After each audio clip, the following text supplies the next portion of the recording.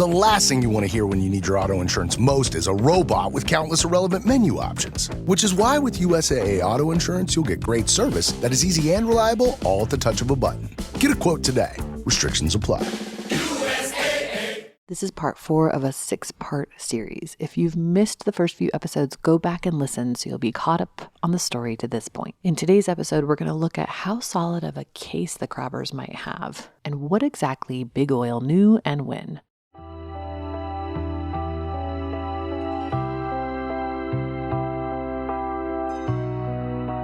Previously on Drilled. In the end, you have to stand on principle that you believe in. That's what I was taught. And so if I separate all that from the facts of the lawsuit and what they're trying to achieve, I believe it's the right thing to do. Just as West Coast crab fishermen were getting their first real taste of what a future with climate change would be like, media reports were revealing that some people, at least, had known this was coming for a while. Exxon scientists understood the mechanisms and consequences of human-caused climate change as early as the late 1970s and early 1980s. This is the story of two industries, one struggling to survive, the other the most powerful in human history. The outcome of their battle may well dictate what path we take in dealing with climate change. I'm Amy Westervelt, and this is Drilled, Season 2, Hot Water.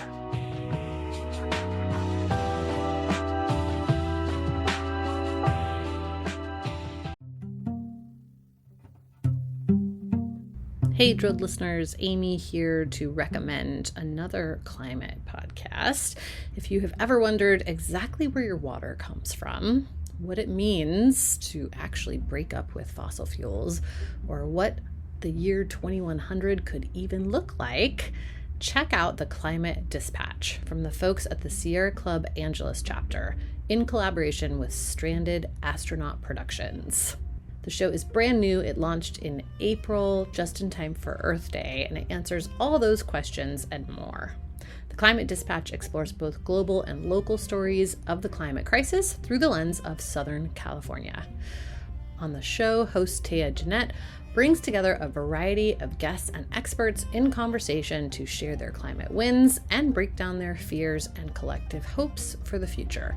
Some featured guests include Time 100 Next recipient and climate activist Naleli Kobo, Troy Stevens, creative manager of Grist Magazine's Imagine 2200 Climate Fiction Contest, Aru Shaini Ajay, executive director of the Sunrise Movement, and Allison Chin, president of the Sierra Club Board of Directors. Each episode will also feature a local LA-based band or musician to play out the show.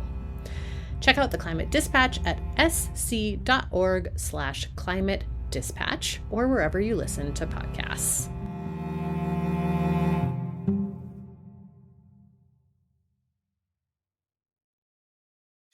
Hey, it's Paris. I love sparkly things, right? Like stars. Duh. And thanks to Hilton and AutoCamp, I just slept under them. Picture me, serving looks by the fire outside my luxurious Airstream, making s'mores with the kids, while a national park is our backdrop. The great outdoors meets Hilton hospitality. That's hot. Explore all the new ways to stay at Hilton.com. Hilton for the stay. Reports from Inside Climate News, the Los Angeles Times, and the Columbia Journalism School began revealing internal memos from Exxon scientists confirming throughout the 1970s that climate change was happening, that human emissions were contributing to it, and that the impacts would be catastrophic if changes weren't made. As we covered in Season 1, initially Exxon employed scientists to study the problem. The thinking was that maybe being part of the research would be a good way to influence any regulations that might emerge. Former Exxon scientist Ed Garvey explained the company's approach to me last year.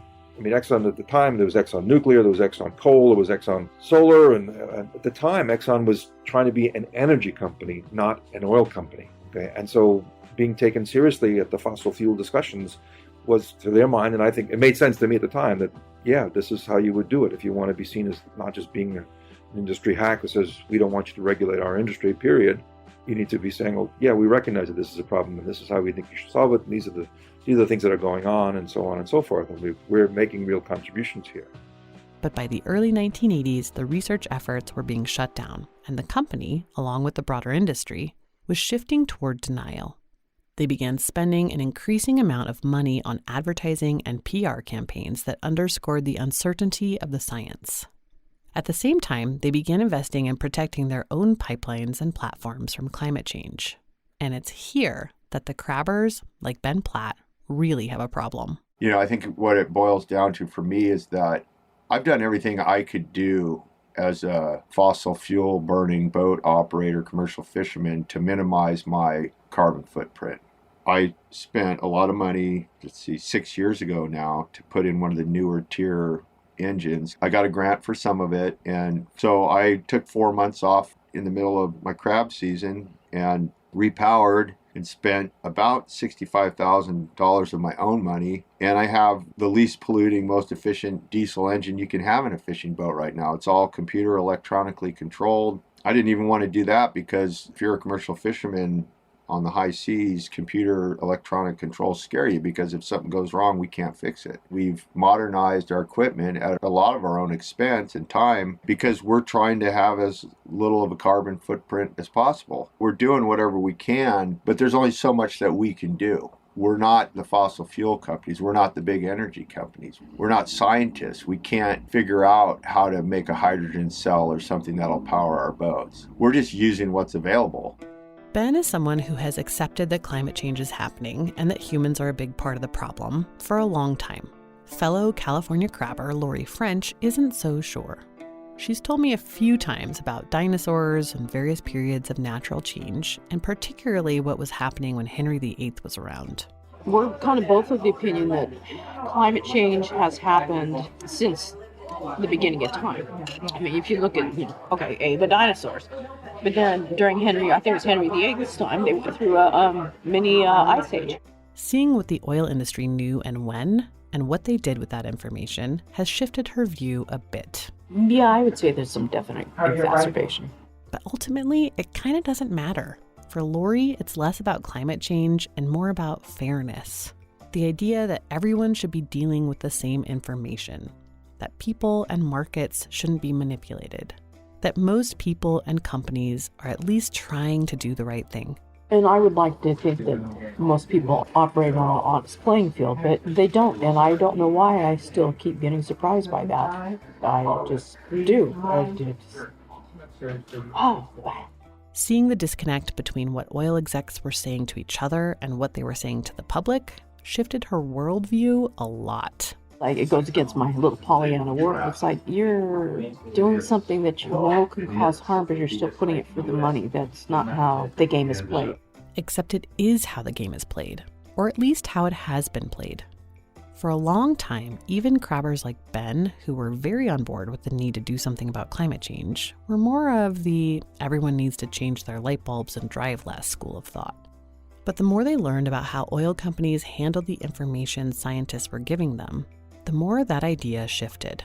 After having studied all the background information, I come to the conclusion that the fossil fuel companies knew about the warming of the climate. They knew the effect it would have on the ocean. And they had all this information a long time ago, and they didn't share it with the public because it would have affected their bottom line.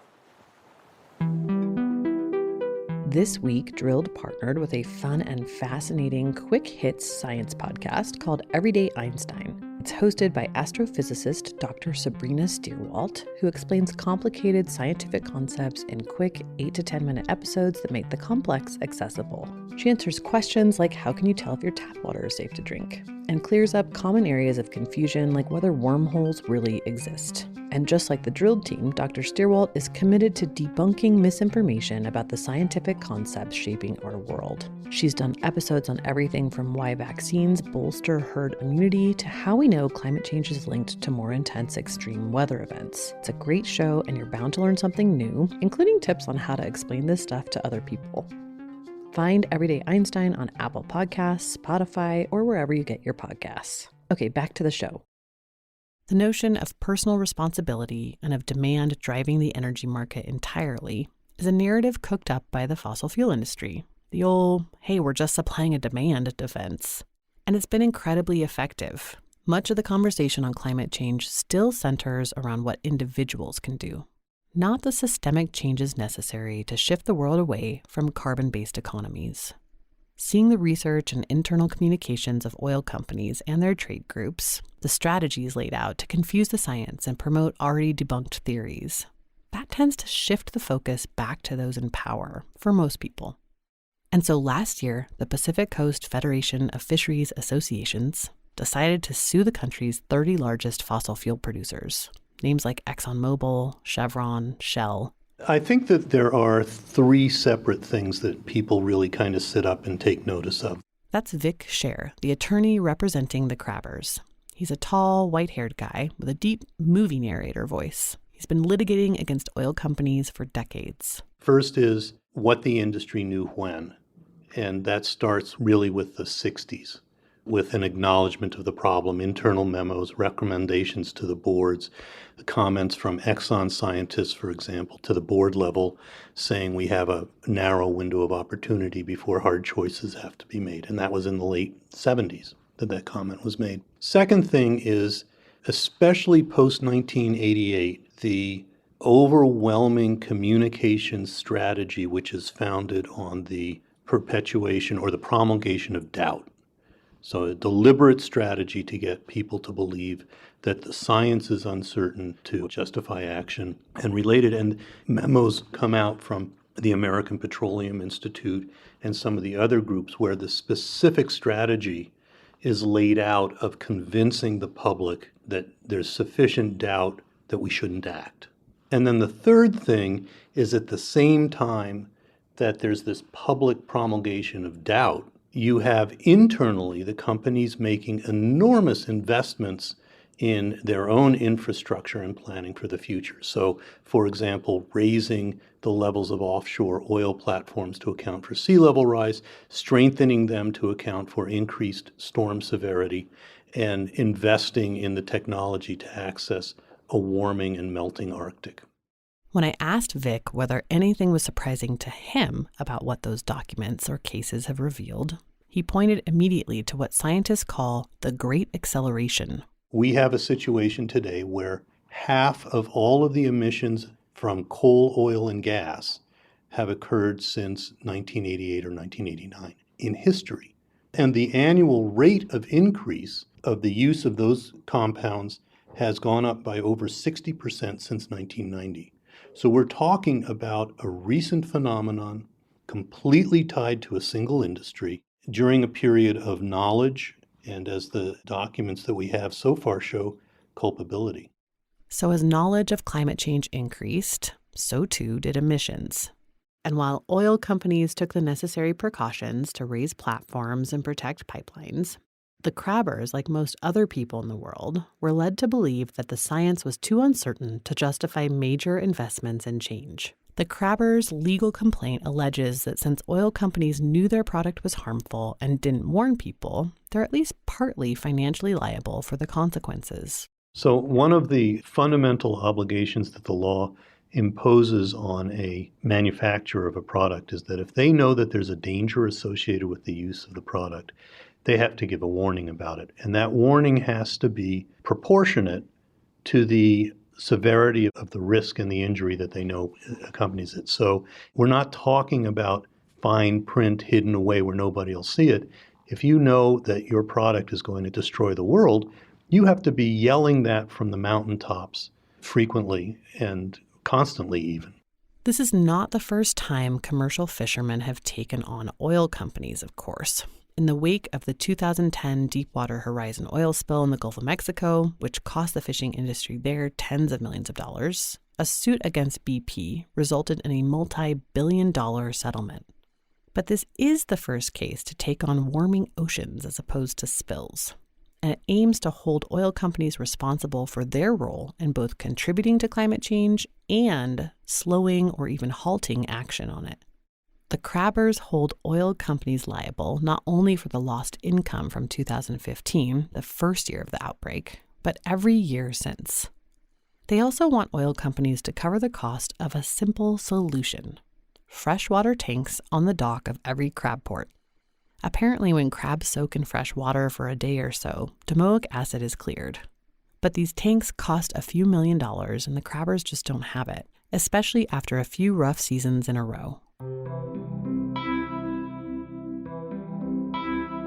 Noah Oppenheim heads up the Pacific Coast Federation of Fisheries Associations, which has taken on the suit on behalf of its members. It's a trade association that brings together all of the coast fisheries groups and acts as a sort of a labor union for the West Coast fishermen. Fishermen aren't allowed to unionize, so their trade associations lobby for policies beneficial to the fisheries. They also negotiate for fair prices with buyers, and sometimes organize strikes when those negotiations don't work. It's crystal clear that prevailing ocean conditions in 2015 and 2016 and since have been driven by destabilizing atmospheric forces, and ocean circulation dynamics have been changing because of climate change. It's indisputable. The fossil fuel industry doesn't dispute the science. What they dispute is whether they're culpable. But liability law makes it clear their negligence and the nuisance, the harm that they've caused to our members, the commercial fishermen who've been impacted by this, they are liable, and we're holding them to account. We're going to make them pay.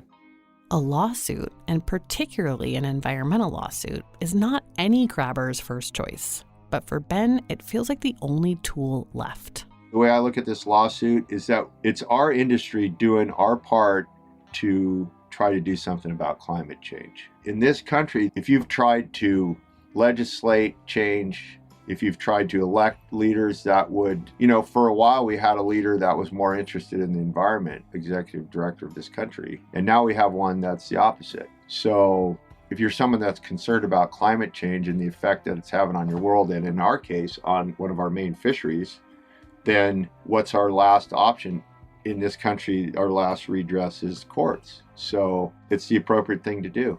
It may be far-fetched that we could win this lawsuit, but I do think it's a worthy cause. Down at the dock in San Francisco, Larry Collins says he's been seeing the impacts of climate change up close for years, and it's time to do something about it. Do I think it's pie in the sky? No. I think we need to start doing something.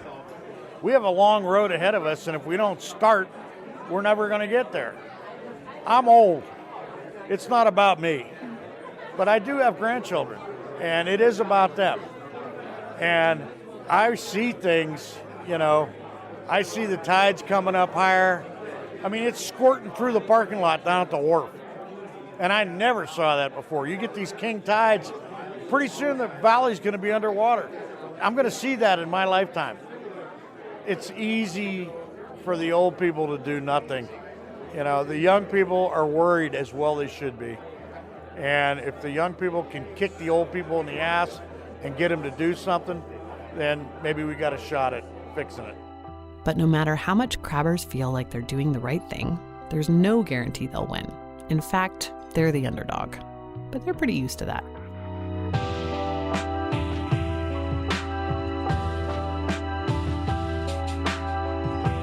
Next time on Drilled, we'll get into why it's such a big deal that this small industry is suing big oil, and what it means for other industries that also depend on natural resources. There are so many other renewable industries that can persist forever as long as we have a habitable planet, that will be damaged irrevocably if we don't fix this problem, if we don't stop right now the rampant combustion of fossil fuels.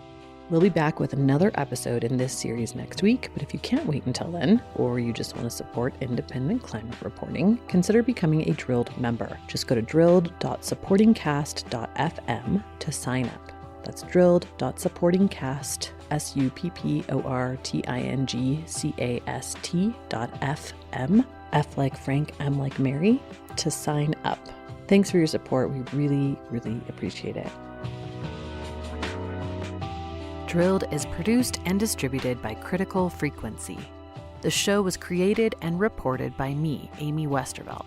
Rekha Murthy is our editorial advisor, and additional editing for this series was done by Julia Ritchie. The series was mixed by Bill Lance. Music by Elliot Peltzman. Season 2 cover art was drawn by Angela Shea. Drilled is supported in part by a generous grant from the Institute for Governance and Sustainable Development. You can listen and subscribe to Drilled on Apple Podcasts or wherever you get your podcasts. If you like the show, don't forget to give us a 5-star rating. It helps us find more listeners and combat pesky climate deniers. Visit our website, drilledpodcast.com, for behind-the-scenes photos and additional information about this series. You can also drop us a tip or story idea there and sign up for our newsletter. Or you can find me on Twitter. I'm at Amy Westervelt. Thanks for listening.